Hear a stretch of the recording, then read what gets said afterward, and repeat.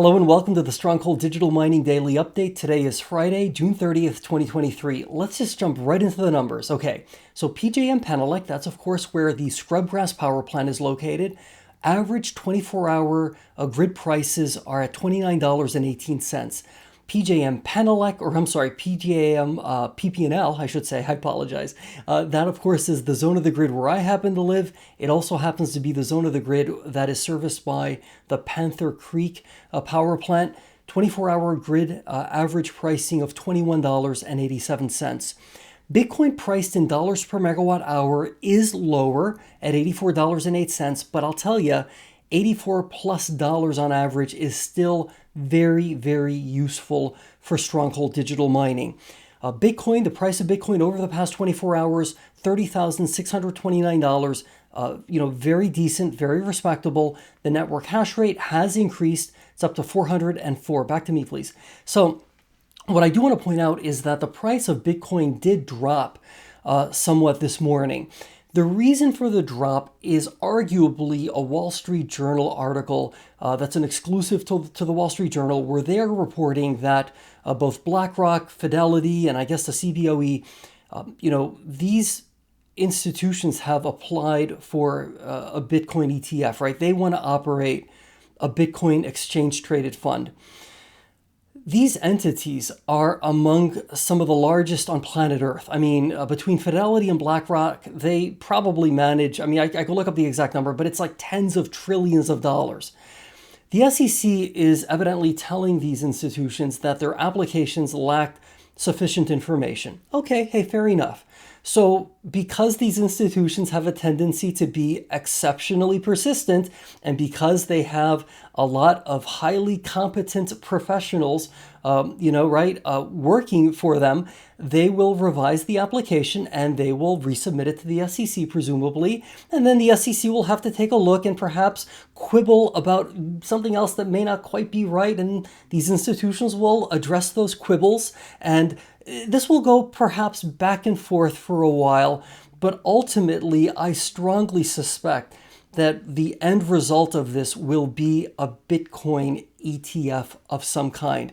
The reason I say that is because, I could understand the SEC's legitimate concern about a small, one or two person company applying for a Bitcoin ETF, right? Or maybe a firm that they feel lacks the experience or the fiduciary capability of managing a Bitcoin ETF. I could understand the SEC's concern in perhaps granting an approval for a Bitcoin ETF, if the applicant were to be that type of entity.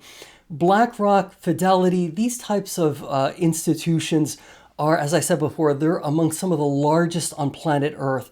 They are incredibly well equipped to handle whatever concerns the SEC may have about fiduciary responsibility and making sure that we're disclosing all of the risks and potential problems and, who's doing this, who's doing that.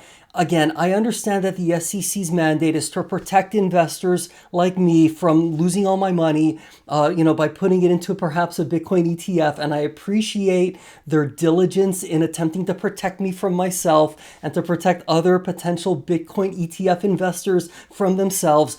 I appreciate that.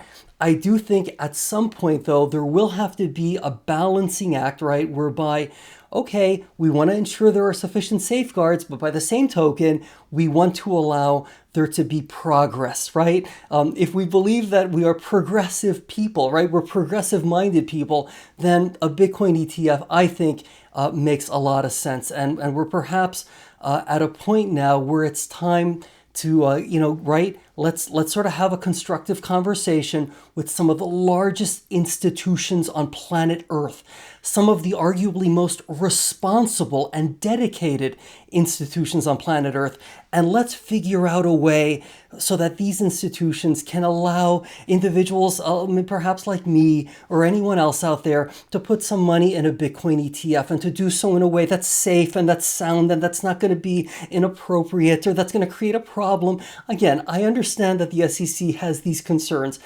I'm convinced, however, that an institution like BlackRock and Fidelity, which already, in Fidelity's case, they manage trillions of dollars of arguably like retail money, right? I think they can figure out a way to put sufficient safeguards in place to keep me safe, and yet to allow this sort of Bitcoin ETF to exist. So we will see if that ultimately happens. My prediction is, my hope is that yes, it will ultimately materialize. Now, Stronghold Digital Mining stock price, last time I checked, it was over $4 a share. We'll see if it stays there. You know how it's been lately. We are entering into a holiday weekend. Monday, here in the United States, financial markets will be closing early at around 1 o'clock. I do anticipate meeting up with you again on Monday to potentially react to any press release that Stronghold Digital Mining might be putting out regarding, our June, maybe 2023 Bitcoin production numbers, as well as perhaps where our hash rate happens to be. My prediction and guess is that we're probably close to 3.6 at this point. Okay, with all of that said, let's stay positive. Let's be great. If you happen to be in the United States, hey, have a wonderful 4th of July holiday weekend, and I will see you again soon.